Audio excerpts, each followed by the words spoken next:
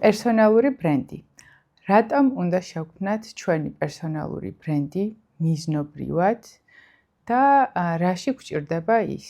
გამარჯობა, მე ვარ ელენე და როგორც შეგვპირდით, დღევანდელი დღის ეპიზოდი და შემდგომი რამდენიმე ეპიზოდი, სანამ ყველა კითხვა არ იქნება ამოწურული, რასაც კომენტარებში წავიკითხავ და თქვენგან უკავშირს ვნახავ, დაეთმობა პერსონალური ბრენდის შენებას, შექმნას, გამოწვევებს.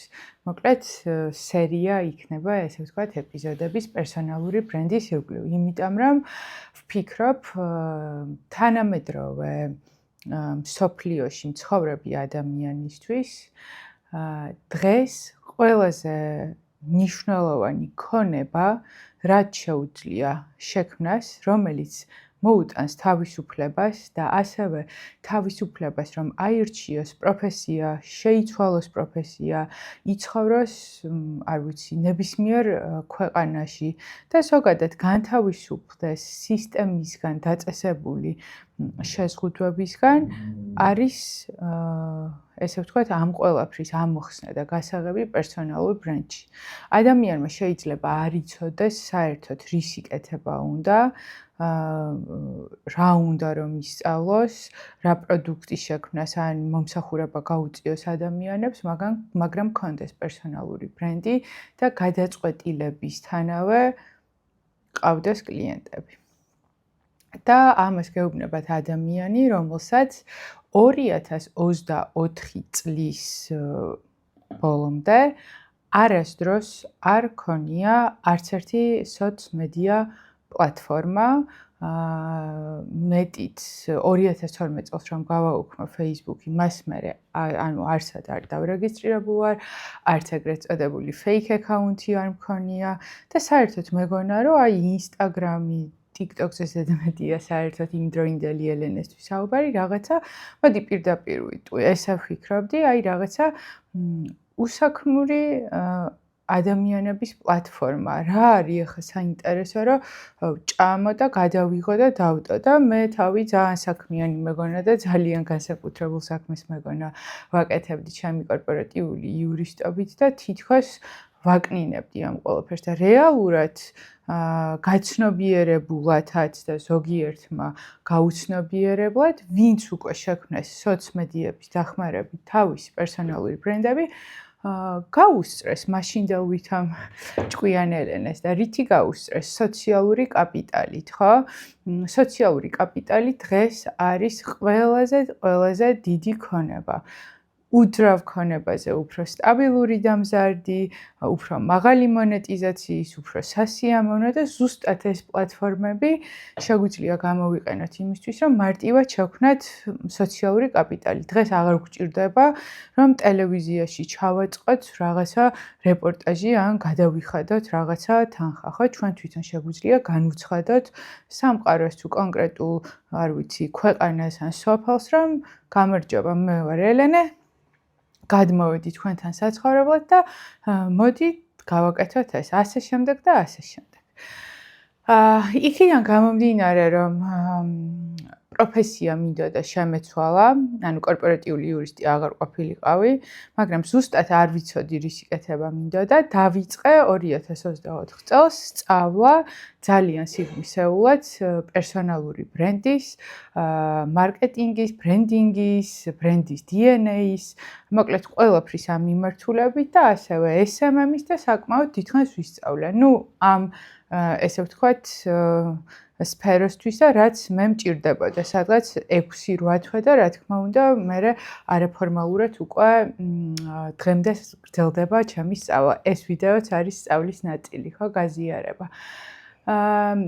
და რატო? იმიტომ რომ ხვდებოდი, რომ მე ჩემი ძველი კონტაქტებით ისე მსგავს სამსახურს ვიპოვიდი, ანუ მსგავსი პროფესიით, იმიტომ რომ ჩემი პერსონალური ბრენდი მიბმული იყო კორპორატიული იურისტი ელენე და აქედან გამოსვლა ძალიან გამიჭირდებოდა თუ ხმამაღლა არ ვიტყოდი და ახალ ადამიანებს არ გავაგებინებდი, რომ გამარჯობა, მე ვარ ვარსებობ, ვარ ესეთი და ესეთი ამ გამოცდილებით და მაქვს ეს და ეს ინტერესები. ანუ ფაქტობრივად იმისთვის, რომ კორპორატიული სამყაროს მატრიციდან გამეთავისუფლებინა თავი, მოხდა ჩემი აზროვნების ტრანსფორმაცია, დაინგრა ის მითი, რომ ეს არის რაღაცა უსაქმურობის, ესე ვთქვათ, გამოხატულება და ჩემთვის გახდა გადარჩენის გზა.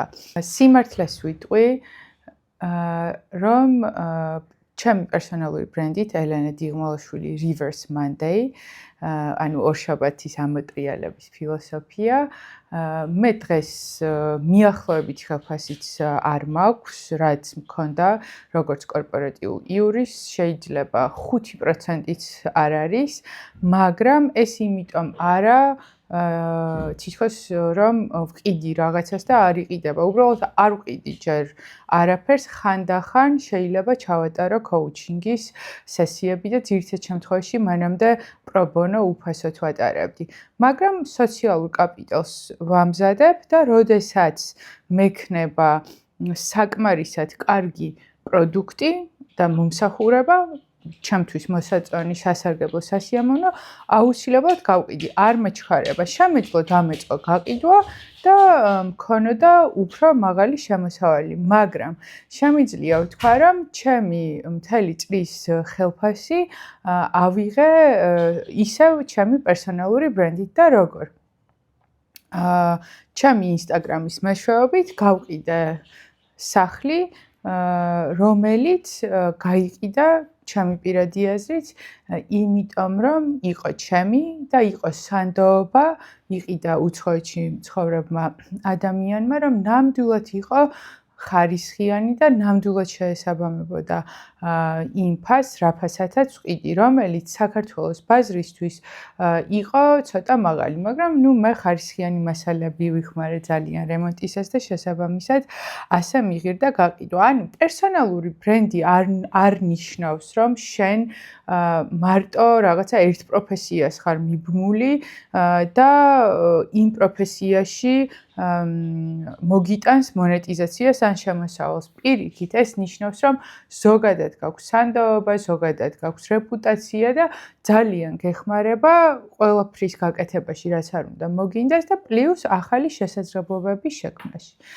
მოკლედ, ძალიან მნიშვნელოვანი არის პერსონალური ბრენდი დღეს და უფრო მნიშვნელოვანი გახდება ხელოვნური ინტელექტის განვითარებასთან ერთად, მით უმეტეს, როცა უკვე განვითარება იქნება ქართულ ენაზეც და არა მარტო წამყვან ენებზე. აქედან გამომდინარე, ჩემო გამომწერებმა იციან და ვინც ჯერ არ ხართ ჩემი გამომწერები, გამოიწერეთ, გთხოვთ Reverse Monday-ის არხი, გავაკეთე ისევ ChatGPT-ის ბაზაზე პერსონალური ბრენდის კოუჩი და პერსონალური ბრენდის კოუჩი დაგაკოუჩებთ წამყვანი პერსონალური ბრენდინგის სპეციალისტების, ესე ვთქვათ, მიდგომებით, როგორიც არის სეთ გოდინი, ალი აბდალი, თუნდაც მელ რობინსი, კარდაშიანები და მათ ოჯახზე, ესე ვთქვათ, მომუშავე გუნდი, ხო? ყველა თანამედროვე, ესე ვთქვათ, პერსონალური ბრენდის მშენებლის კოუჩინგი გავაერთიანე GPT-ში და მოგერგებათ პლუს იმ კონტექსტზე, სადაც ცხოვრობთ, თუ გნებავთ ქართულ კონტექსტზე, თუ გნებავთ საერთაშორისო ბაზარზე, ან ნებისმიერ ქვეყანაზე, სადაც არ უნდა იყოთ, ამიტომ კომენტარებში დამიწერეთ პერსონალური ბრენდი და ყველას გამოგეგზავნებათ ბმული. კარიერის წესების ცვლილებაზე მინდა ვისაუბრო, იმიტომ რომ ადრე იყო ძალიან დიდი მნიშვნელობა ქონდა აბა CV-ს იმ ფორმატში დაწერთ, თუ ამ ფორმატში, თუ ისეთი იქნება, თუ ასეთი. LinkedIn-ი როგორია, LinkedIn-ის მეტნაკლებად შეიძლება ქონდეს ახლა მნიშვნელობა, მაგრამ იმ დატვირთვით არა, უფრო როგორი მოაზროვნე ხარ, რა კონტენტს ქმნი და დებ. ჩემი აზრით, ვიდრე რომ მაინც და მაინც სამსახური დაიწყო. ისიც უფრო სოც პლატფორმა გახდა, ხო?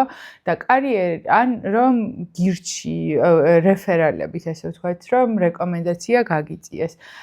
დამიჯერეთ ორი თანაბარი კანდიდატურის შემთხვევაში და აიყვანან იმას, ვისაც აქვს ძლიერი პერსონალური ბრენდი. იმიტომ რომ ყველას უნდა ისეთი ადამიანი მიიღოს გუნდში და ასოცირდებოდეს, ვინც თავისი პერსონალური ბრენდით გააპიარებს იმ კომპანიას თუ პროექტს, სადაც იწყებს მუშაობას. ანუ ფართო არის მისი აუდიტორია. აქ არ არის საუბარი, რომ უნდა გყავდეთ 10,000 და 100,000 და აი რაღაცა მილიონი, ხო? ქართული ბაზარი თუ არის მით უმეტეს, ან ნებისმიერი ისეთი ბაზარი, რომელიც ესე ვთქვათ, პატარა ენოვანი აუდიტორია ყავს, თუ პატარა აუდიტორია ყავს კონკრეტულ ენაზე, გასაგებია, რომ ვერ გეყოლება ძალიან ბევრი, მაგრამ თუნდაც 1000, 500, 1500, 2000, ხო, გააჩნია ახლა Instagram-ი თუ YouTube. YouTube-ზე 100 გამომწერით საკმარისია, რომ გყავდეთ კლიენტები. უნდათ ადამიანებს პერსონალური ბრენდი მიიზიდონ.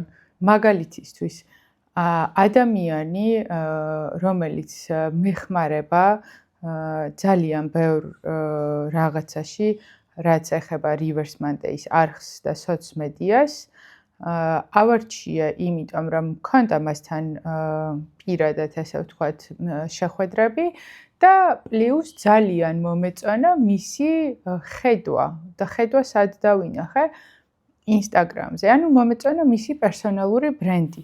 და სხვა შემთხვევა არც მიკითხავს სად მუშაობ, აბა CV გამომიგზავნე, აბა ის გამომიგზავნე. მივხვდი, რომ ამ ხედვის მქონე ადამიანი, ამ გემოვნების მქონე ადამიანი, ამ ღირებულებების მქონე ადამიანი, ანუ მისი პერსონა და პერსონალური ბრენდი და ეხლა ალბათ მარიამი ამას მოისმენს, იყო ჩემთან ახლოს და არც კი განმიხილავს, როგორც კი ვიფიქრე, რომ აი მინდა ადამიანი, რომელიც ვენდობი, გადავაბარებ ბევრ რაღაცას, აი ჩემი არ ვიცი, მარჯვენა ხელი თუ ყველაზე ესე ვთქვათ, დიდი დამხმარე პირდაპირ გამახსენდა ის. იმიტომ რომ მისი პერსონალური ბრენდი მომწონდა, პერსონალური ბრენდი არის თქვენი პერსონის გაონლაინება რა, აი ესე შეხედეთ, გაონლაინება და მასშტაბებზე გატანა, თორემ თანამედროვე ესე ვთქვათ, კარიერის განვითარების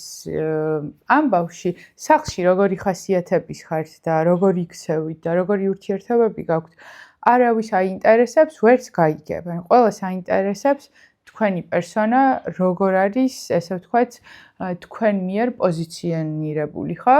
და პერსონალური ბრენდის ყველაზე ისეთი მარტივი და ჩემთვის ახლო განმარტება არის, რომ შენი პერსონალური ბრენდი უდრის რეპუტაციას და რეპუტაცია უდრის იმას, რასაც ოთახიდან რომ გადიხარ, შენზე საუბრობენ. აქედან გამომდინარე, კიდევ ერთ რაღაცას ვიტყოდით, რომ ეცადეთ სხვადასხვა ოთახში სხვადასხვა რეპუტაცია არ დატოვოთ. ანუ მაგალითად, თუ თქვენ არ ხართ იოგი, თქვენ თუ არ გიყვართ წიგნი, თქვენ თუ არ გიყვართ ვეგანური საკვები, იმიტომ რომ Instagram-ზე და TikTok-ში ეს ტრენდია, ნუ მოატყუებთ ხალხს და ნუ შექმნით თქვენგან, თქვენი წარმოდგენით იდეალურ პერსონალურ ბრენდს, იმიტომ რომ ძალიან რთულია ამის შენარჩუნება. ადამიანი რო შეგვხვდება გარეთ და ბურგერი გაქვს ესე ვთქვათ პირში და თან ვეგანურ საკვებზე საუბრობ ბლოგში, აი დაინგრევა შენი პერსონალური ბრენდი. ეხლა ეს ვუტრირებ რაღაც ძალიან ისეთი ფამილიარული მაგალითი მოვიყვანე, მაგრამ მოგწონს ვარდისფერი, ჩაიცვი ვარდისფერი. ქვია ელენე გერქვას ელენე, ან აირჩიე stage name-ი, მაგრამ შენი იყოს ეგ stage name-ი და ანუ შენი ინტერესები და ღირებულებების ნამდვილი სახე და ესე ვთქვათ წარმოდგენა უნდა იყოს პერსონალური ბრენდი და არა ის რომ მოდი გავაიდეალურო თავი და ეს არა მარტო ღირებულების ნაწილში, არამედ აი ფოტოებიც ხო და ვიდეოებიც რაღაც სუპერ დამუშავებული და აი ძალიან მაგრები ვართ ლამაზები, პომადა ისე გვისვია, ისე არ გუნდა ადამიანს, უნდა რომ მისნაირი დაგინახოს ნამდვილი, როგორიც ხარ. თუ ხარ მოწყენილი, ეგეც არ არის პრობლემა, შეგიძლია იყო მოწყენილი. ანუ ადრე იყო კი კარდაშიანების სტილის პერსონალური ბრენდი, ძველი კარდაშიანების სტილის, ხო, ყავს აი რაღაცა, აი სულ უნდა სტილისტმა აგაწყოს ის ეს რა. ეხლა ეგრე აღარ არის, ისინიც ცდილობენ ამის დაშლას, მართალია ისევ სტილისტები ყავთ, მაგრამ ცდილობენ რომ აი ესეთი ორგანული კონტენტი იყოს, რომ ადამიანმა დაინახოს ეს ფიგურა როგორც ახლო მდგომი.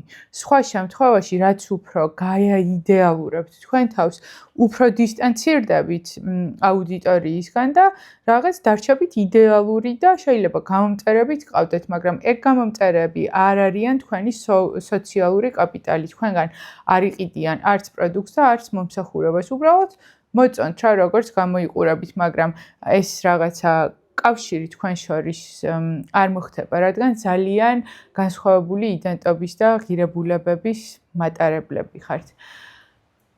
მინდა გითხრათ, რომ მიუხედავად იმისა, სოციალური მედია გაქვთ თუ არა, ან გაქვთ და არ პოსტავთ, ან 3 პოსტი გაქვთ წელიწადში, არ აქვს მნიშვნელობა, თქვენ უკვე პერსონალური ბრენდი გაქვთ, მაგალითად. რას ფიქრობენ თქვენს ოჯახში თქვენზე?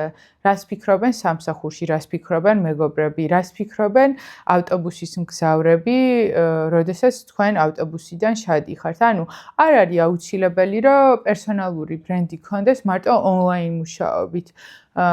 ოფლაინად, ანუ ესე ვთქვათ, გაონლაინების გარეშე თქვენ უკვე პერსონალური ბრენდის მატარებელი ხართ და ამიტომ არ გეგონოთ, რომ ამ ყველაფრის ონლაინში გადმოტანა არის რაღაც ძალიან დიდი სირთულე და ვაიმე, ხა პერსონალური ბრენდი უნდა დავიწყო და ბლოგერი უნდა გავხდე და ჩემი მეზობელი რას იტყვის, ან ისიც ბლოგერია და მეც ბლოგერი უნდა ვიყო, ეს კორპორატიული იურისტი? დიახაც უნდა იყო. იმიტომ რომ გქონდეს თავისუფლება, აირჩიო პროფესია, რამდენ წელში ერთხელაც გინდა შეიცვალო, იყო უპროფესიო, გქონდეს ურთიერთობები, გაიცნო ახალი მეგობრები, მიგიწვიონ პოდკასტში, გადაცემებში, აკეთო სასარგებლო საქმე, ან არაფერი არ აკეთო, ცხოვრებას დააკვირდა და ეგ გააზიარო, ხო? პერსონალური ბრენდი არის დღეს თავისუფლება და ამ ყველაფერს ეხმარება ხელოვნური ინტელექტი. ადრე თუ უნდა გვესწავლა copywriting-ი, გრაფიკული დიზაინი, არ ვიცი, დაედიტება ვიდეოების, ნებისმიერი აი ეს მანუალური საქმე, რომელიც არ მოგწონს, ხო? ან ვიღაცას შეიძლება მოწონს. დღეს ხელოვნური ინტელექტის ინტეგრაციით ეგ ყველაფერი ხდება. აქედან გამომდინარე, აი რა ვიცი, რა მე პირადად ვფიქრობ, რომ სამყაროს საჩუქარია ჩემთვის ის რომ არსებობს ხელოვნური ინტელექტი, ის რომ არის ესეთი ინდუსტრია და მიმართულება, როგორიც არის პერსონალური ბრენდი და გავაცნობიერე, რომ ამორის კომბინაციით და კიდე ისეთ რაღაცეებში, ესე ვთქვათ, ადამიანების დახმარებით, თუნდაც მე რაც არ გამომდის, ან რაც არ სიამოვნებს გადანდობა, აი რაღაცა ხსნა რა, აი ესე ვიფიქრე, რომ არის საჩუქარი და რატომაც არა. გააჩნია ნიშას, გააჩნია თქვენს მიზანს და რა თქმა უნდა, რისი გაყიდვა გსურთ, რისი შექმნა გსურთ. შეიძლება იურისტი იყოთ და იურიდიული კომპანია გქონდეთ და უბრალოდ გასცეთ იურიდიული რჩევები უფასოდ ვიდეოების სახით. იმ მომენტში ამ ადამიანს არ ჭირდებოდეს დეტალური იურიდიული ღრმა დახმარება, მაგრამ იმიტომ რომ ამდენი სასარგებლო ინფორმაცია მიაწოდეთ შპს-ის ლიკვიდაციასთან დაკავშირებით, როგორც კი სასამართლო ან სამართალთან დაკავშირებული ზოგადად საკითხი შემოიჭრება მის ცხოვრებაში, თუნდაც არ ვიცი, ნასყიდობის ხელშეკრულების გაფორმება, გახსენდება ის, ვინც Instagram-ზე ვიდეოებს წერს და სარგებელს განიჭებს. ანუ იმის თქმა მინდა, რომ არ არის აუცილებელი პირდაპირი გაყიდვა გქონდეთ პერსონალური ბრენდით, თუმცა შეგიძლიათ რომ გქონდეთ. უბრალოდ ისიც რომ მაგალითად ძალიან ბევრ ვიდეოს მე ჩავწერ საკუთარ მაგალითზე ვისაუბრებ პერსონალურ ბრენდზე, ფულის ფსიქოლოგიაზე, მოწოდების პოვნაზე, ეს იქნება ლოგიკური ჯაჭვი იმის, რომ მე მოვიზიდო პოტენციურად ისეთი გამომწერები, ანუ ისეთი კლიენტები, რომელთან ერთადაც შევძლებ რომ გავაკეთო მაგალითად, არ ვიცი, 2 დღიანი ან 3 დღიანი workshop-ი და გავაკეთოთ, ესე ვთქვათ, ბრენდის DNA-ის იდენტიფიკაცია, გეგმა, სტრატეგია, კონტენტის მიმართულება და თუნდაც ბიზნეს coaching-ი ამ მიმართულებით. აქედან გამომდინარე, ასე იფიქრეთ, რომ ამ ვიდეოში ან იმ ვიდეოში, სადაც თქვენ აკეთებთ საჭმელს გემრიელად, ლამაზად, კი არ ყიდით იმ საჭმელს, მაგრამ შეიძლება რეცეპტების წიგნი გააკეთოთ, შეიძლება რესტორანი გახსნათ, შეიძლება pop-up-ი გააკეთოთ, შეიძლება წვეულებების ორგანიზება გინდოდეთ და შესაბამისად ადამიანს უკვე შენგან ეს ლამაზი ვიდეო რო აქვს ანახი თავისი რეცეპტით და გამოუვა და გემრიელი იქნება და თქვენთან კავშირს იგრძნობს. რა თქმა უნდა, შენს პერსონალურ ბრენდს მოვაკითხავს მერე. პერსონალური ბრენდი ჭირდება ყველა პროფესიას, ყველა მიმართულებას, ყველა ინდუსტრიას და შეუძლია ყველას. იმიტომ რომ უკვე გვაქვს, აი დავიბადეთ და ჩვენი ლოკაცია, სახელი და გვარი მტირალა ვიყავით თუ მომღიმარი, ეგ უკვე არის ჩვენი პერსონალური ბრენდი. და ჩემი არქის მაყურებელმა იცის, როგორ მომწონს რობერტ გრინი, ძალაუფლების 48 კანონის განხილვაც მაქვს ამ არხზე და შეგიძლიათ ნახოთ. ერთ-ერთი კანონი არ მახსოვს ახლა რომელი, მაგრამ ესე ქვია რეპუტაციის შენება არ მიანდოთ არავის, ნამდვილად შენ თუ არა შენებ შენ რეპუტაციას, აი სხვები რა დასკვნებსაც გააკეთებენ იმ მცირე ინფორმაციით, იმ მცირე ინტერაქციით, ან რაღაც შეიძლება ხანდახან გამოგონილი ისტორიებით, რაც საქართველოში ხო ხშირად ახასიათებთ. ის რეპუტაცია გექნება და რატომ? გამოდი და ილაპარაკე შენზე. ვინ ხარ, რა ღირებულებები გაქვს, რა ინტერესები გაქვს, რა გაწუხებს, რიში შეცვლა გინდა, რატომ გინდა შეცვლა, რა გეხმიანება, რა აზრი გაქვს ამა თუ იმ საკითხზე, რაც ჩვენთვის მნიშვნელოვანია. ხო, ეს არ ნიშნავს, რომ ყველა უნდა ვიყოთ მაგალითად, არ ვიცი, აუცილებლად პოლიტიკაში. ვისაც გვაინტერესებს ვიყოთ, ვისაც არ გვაინტერესებს არ ვიყოთ, მაგრამ ჩვენი პერსონალური ბრენდი არის საშუალება, რომ როცა მოგვინდება, რაც მოგვინდება, იქ ვიყოთ და იქ ვაკეთოთ. დამიწერეთ ძალიან გთხოვთ კომენტარები, რა მოვიცვა ამ ვიდეოების სერიაში. მე შემდეგ ვიდეოს ჩავწერ პერსონალური ბრენდის შენება 0-დან და მივყვები ესე მოკლედ რა თემები ჩემოვა. წინასწარ არ მაქვს განსაზღვრული, იმიტომ რომ არ ვიცი აუდიტორიის ინტერესი, მზაობა, საჭიროება. საქართველო ვიტყვი საკმაოდ სპეციფიური ბაზარია. იქიდან გამომდინარე, რომ ჩვენი გამოწვევები და რაღაცა ჩვენი რეალობა გვაქვს.